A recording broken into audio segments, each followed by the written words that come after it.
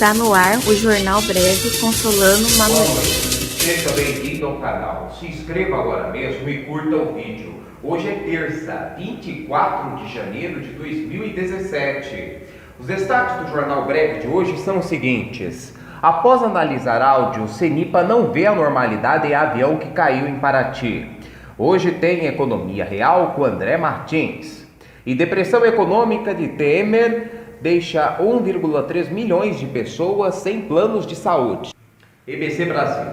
Após analisar áudio, CENIPA não vê a normalidade em avião que caiu em Paraty. O Centro de Investigação e Prevenção de Acidentes Aeronáuticos informou hoje que conseguiu recuperar os dados captados pelo gravador de voz da cabine do avião que transportava o ministro do STF, Teori Zavascki, que caiu na última quinta-feira em Paraty, no litoral sul do Rio de Janeiro. A análise preliminar dos dados não aponta qualquer anormalidade nos sistemas da aeronave, segundo o CENIPA. Segundo o chefe da divisão de operações do CENIPA, coronel Marcelo Moreno, os técnicos conseguiram extrair integralmente todos os sons gravados durante a meia hora que antecedeu a queda do avião prefixo PR Som, pertencente ao empresário Carlos Figueiras, dono do grupo hoteleiro Emiliano e de outros empreendimentos imobiliários. Relator dos processos da Operação Lava Jato, Zavascki estava prestes a homologar 77 depoimentos de delação premiada de executivos da Odebrecht que chegaram em dezembro do ano passado ao tribunal. O equipamento foi resgatado por mergulhadores da Marinha na tarde da última sexta-feira. Após tratá-lo para evitar corrosão pela água salgada do mar, os técnicos do CENIPA extraíram o áudio e agora passarão a analisar as informações em conjunto.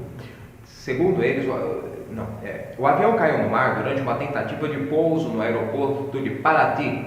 Além de Zavascki e de Figueiras, morreram no acidente o piloto Osmar Rodrigues, a massoterapeuta que trabalhava para o empresário Maíra Panas e a mãe dela, Maria Panas.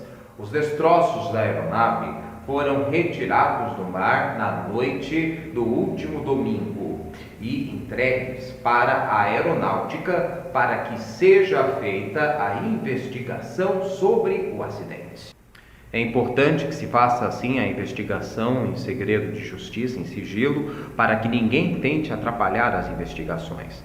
Parece que está ocorrendo tudo bem. São 30 minutos de áudio que vai determinar a razão oficial, real do acidente.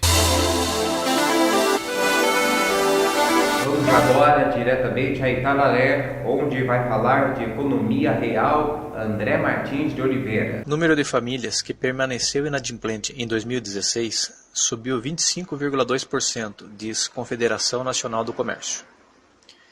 Em 2016, 8,9% das famílias endividadas não conseguiram quitar os débitos e permaneceram inadimplentes. Isso representa um aumento de 25,2% de famílias nesta condição, em relação ao ano anterior. É o que aponta a pesquisa de endividamento e inadimplência do consumidor anual da Confederação Nacional do Comércio de Bens, Serviços e Turismo, divulgada nesta terça-feira, dia 24. De acordo com o levantamento, a parcela de famílias com contas ou dívidas em atraso alcançou 23,6%, resultado 18,4% acima do registrado em 2015. O número médio de famílias endividadas, no entanto, teve queda de 3,9% em relação ao ano anterior, passando de 61,1% para 58,7%. Segundo a CNC, embora este índice tenha ficado abaixo do patamar observado em 2015, os demais indicadores da inadimplência tiveram alta, principalmente a partir do terceiro trimestre do ano. Apesar da redução do nível de endividamento, o número médio de famílias com dívidas ou contas em atraso subiu de 8,9 milhões para 9,2 milhões. Segundo a CNC, esse aumento acompanhou a piora dos indicadores de emprego e renda, assim como o encarecimento do crédito ao longo de 2016.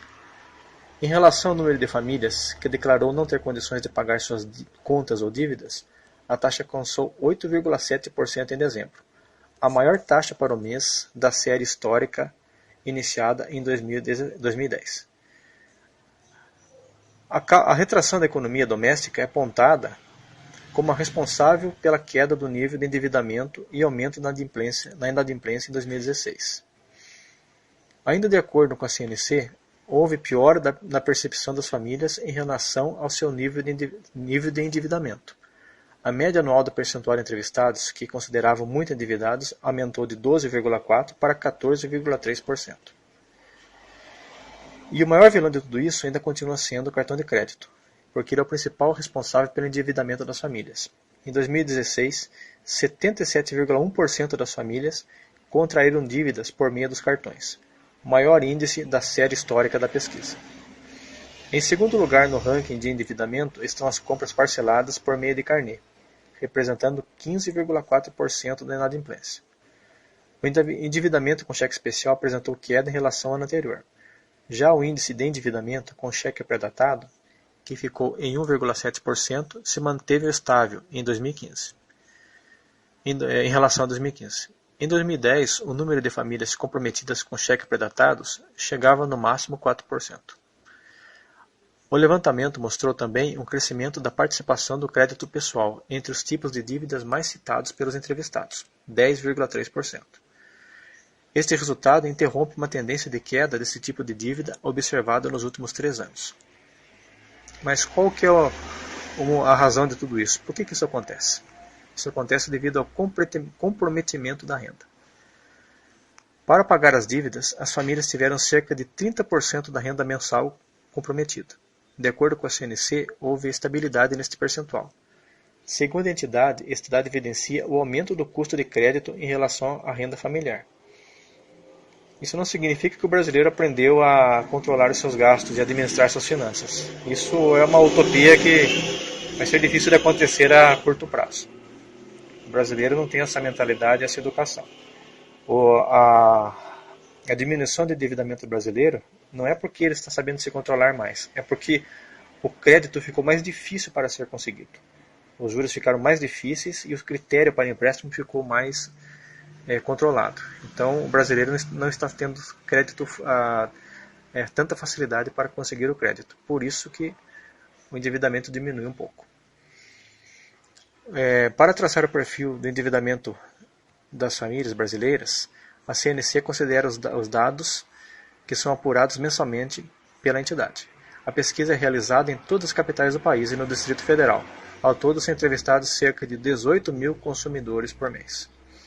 Isso é reflexo de todo o mau gerenciamento das finanças do Brasil por parte dos governos passados, que liberaram muito crédito demais para a população, mesmo sabendo que essa população não teria condições financeiras e sociais para pagar esses empréstimos. Isso ia gerar lá na frente, que no caso a frente é hoje, não é?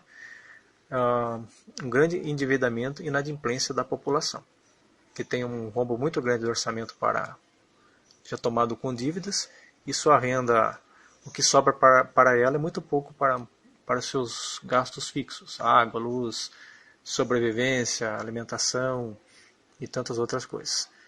Então a família média, da classe média, deixou de crescer, porque ela não consegue economizar, então não pode ascender socialmente, com aquisições, com estudos, com novas habitações e assim por diante, porque grande parte desse orçamento está tomado com dívidas. Então 2017 praticamente vai ser um ano ainda difícil para a economia, porque estamos pagando coisas do passado, tanto nossas como dívidas do governo. Então 2017 com certeza vai ser tão difícil quanto 2016. Segundo analistas, a previsão é que a partir de 2018, no segundo semestre, é que a economia vai começar a reagir. Então, um conselho: brasileiros, economizem o máximo que der, não se endividem mais, procurem renegociar as suas dívidas com meios que possam pagar, para evitar mais transtornos para frente. O passado já foi, estamos colhendo os frutos hoje, mas o futuro é nós que vamos decidir, a partir das decisões e atitudes que tomarmos agora. Obrigado, André Martins, e até a próxima terça, se Deus quiser. Brasil 247. Na depressão econômica de Temer, 1,3 milhão deixaram planos de saúde. O número de brasileiros que abandonaram os planos de saúde em 2016 caiu 2,8% na comparação com o ano anterior. Foram mais de 1 milhão de pessoas que deixaram planos de saúde, de acordo com o Instituto de Estudos de Saúde Suplementar. A região sudeste puxou a queda do total de beneficiários. Em 2016, 1,1 milhão dos que abandonaram os planos concentraram-se no sudeste, 79%. Apenas em São Paulo, 330 mil beneficiários deixaram de contar com o plano. A região sul encerrou 2016 com 95,85 mil beneficiários a menos, a queda de 1,4 puxada pelo Paraná. No centro-oeste, 42,6 mil deixaram seus planos, sendo 16 mil em Mato Grosso e 13 mil em Brasília. No nordeste, foram mais de 103 mil vínculos rompidos. Para o superintendente executivo do ISS, Luiz Augusto Carneiro, resultado negativo para o setor se deve ao cenário econômico desfavorável e à queda do nível de emprego no país, com a redução de postos de trabalho formais. Vamos agora à previsão do tempo para Itapeva. As informações são do site Clima Tempo. Sol e aumento de nuvens de manhã, pancadas de chuva à tarde e à noite. A máxima é de 29 e a mínima é de 20 graus. O Jornal Breve termina aqui. Nós voltamos amanhã, se Deus quiser.